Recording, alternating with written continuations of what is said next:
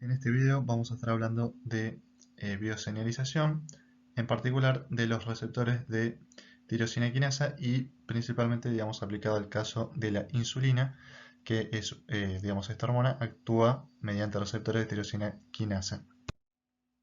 Entonces, de vuelta, la insulina se une a receptores de tirosina quinasa, RTK, y, digamos, al unirse la insulina puede desencadenarse todo lo que es la vía metabólica o la vía mitogénica. Empezando con lo que es la ruta mitogénica, digamos, se va a activar lo que es la vía de las MAP quinasas, o sea, que tiene que ver con la proliferación celular, todo ese tipo de cuestiones, por eso se llama mitogénica, o sea, de mitosis. Entonces, ¿cómo sería? Primero, acá está el receptor de tirosina quinasa, o sea, la insulina se va a unir al receptor, bien, y entonces al unirse a la insulina, este receptor se va a autofosforilar en residuos de tirosina, por eso se llama tirosina quinasa. Luego hay una proteína que es, digamos, la IRS1, que también se va a fosforilar en residuos de tirosina. Y luego, bueno, esto se va a unir a una proteína que es GRB2, después está SOS, o sea, para decirlo bien, voy a leerlo.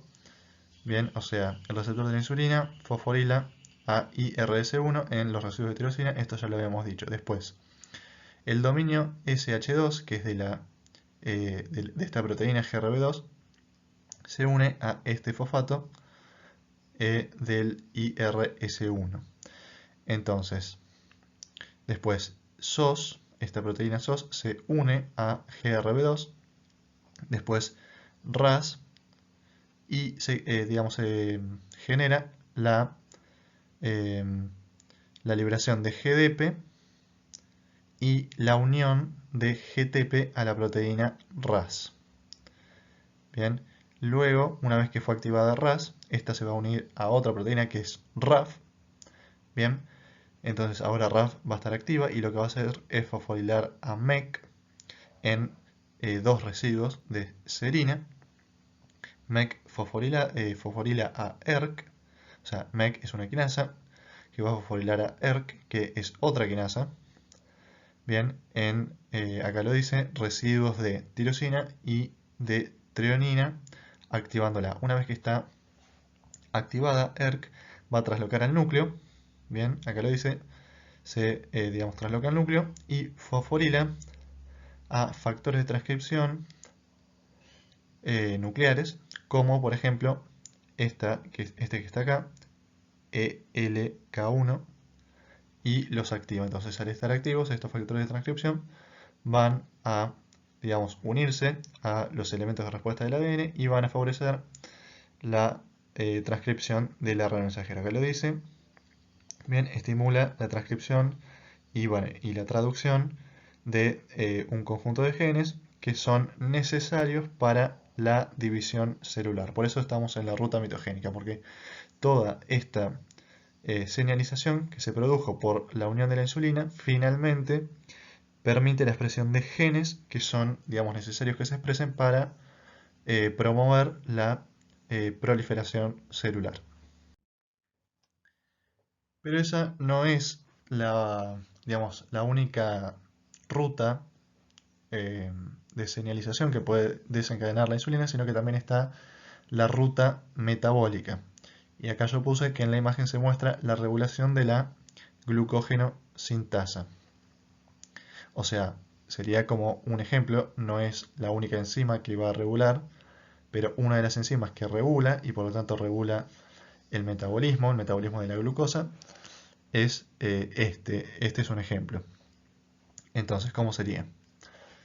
Lo mismo que habíamos visto antes, la insulina se unía al receptor, se autofosforilaba el receptor, o sea, acá no aparece en la imagen, pero se autofosforilaba el receptor y después se fosforilaba esta proteína IRS1. Entonces, acá lo dice, IRS1 fosforilado por el receptor de insulina activa a la PI3K, bien, a esta quinasa, y porque se une a su dominio SH2. Entonces, esta quinasa, la PI3K, lo que va a hacer es convertir el fosfatidilinositol bifosfato, bien, lo va a fosforilar y entonces se convierte en fosfatidilinositol trifosfato. Bien, entonces, luego tenemos esta proteína que es la PKB, y la PKB se va a unir al fosfatidilinositol trifosfato. O sea, se une al fosfatidilinositol trifosfato y además es fosforilada por PDK, que acá dice que no se muestra en la imagen. O sea, esta PKB está fosforilada porque la fosforiló la proteína, la quinasa PDK. Y además se une a fosfatidilinositol trifosfato. Entonces, ahora que está activa, la PKB lo que va a hacer es fosforilar a esta quinasa, que es la GSK3 en residuos de serina. Al fosforilarla, la está inactivando. Entonces, la GSK3, que fue inactivada por fosforilación, por la PKB, no puede convertir la glucógenosintasa a su forma inactiva. Bien, porque, digamos, ¿qué es lo que sucede? La GSK3, cuando está activa, lo que hace es fosforilar a la glucógenosintasa y la vuelve inactiva, porque la glucógenosintasa está activada cuando no está fosforilada. Y de esa manera puede favorecer la síntesis de glucógeno. Pero si la GSK3 está activa y la fosforila, la está inhibiendo, por lo tanto se está inhibiendo la síntesis de glucógeno. Entonces, todo esto que hace la insulina por esta vía de señalización es activar a la PKB, que lo que hace es fosforilar a la GSK3, y al estar fosforilada la GSK3 no va a estar activa, y si no está activa no puede inhibir a la glucógenosintasa. O sea, se está inhibiendo la inhibición de la glucógenosintasa, por lo tanto, de esa manera la insulina favorece que esté activa la glucógenosintasa. Y, digamos, esta es la explicación de por qué la insulina favorece la síntesis de glucógeno. Y acá lo que se muestra también es que PKB estimula, digamos, el movimiento del transportador de glucosa, el GLUT4, desde estas membranas de esta vesícula hacia la membrana plasmática. O sea, la PKB favorece que el GLUT4, que está acá en esta vesícula, pase a la membrana plasmática. Y de esa manera, digamos, aumenta la captación de la glucosa por parte de la célula. Esto ocurre tanto en músculo como en tejido adiposo. Entonces, esa es la explicación de por qué la insulina favorece la captación de glucosa. O sea, digamos, acá se explica por qué. Y también, digamos, de esta manera, uno ya sabe por qué los diabéticos, digamos, tienen alta la glucemia. O sea, porque los diabéticos tienen problemas con la insulina. Por ejemplo, tienen bajos niveles de insulina. Entonces, si tienen bajos niveles de insulina, la glucosa no puede entrar a las células del músculo y del tejido adiposo, por ejemplo. Entonces, va a quedar acumulada en la sangre. Por eso tienen alta glucemia.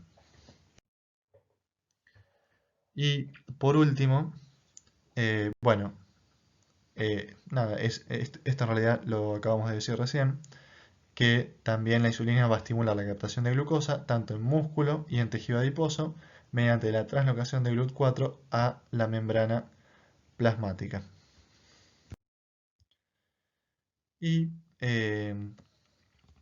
ahora sí, lo último, digamos, cómo tiene que ser la terminación de la señal, porque, digamos, en algún momento la vía de señalización tiene que terminar, entonces hay distintos mecanismos para que termine.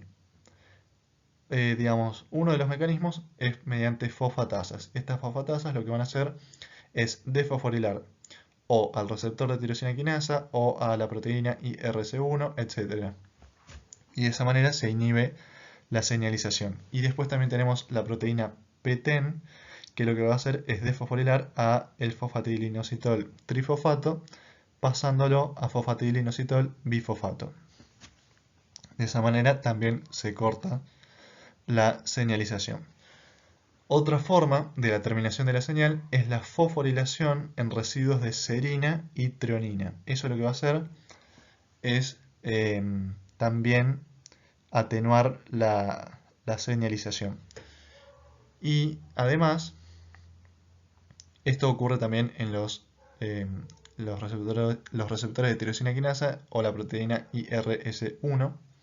Y otro mecanismo es la endocitosis del receptor RTK. Entonces, de esa manera disminuye el número de receptores en la membrana. O sea, los receptores no están en la membrana plasmática, entonces la insulina no puede unirse al receptor y no se desencadena toda la vía de señalización.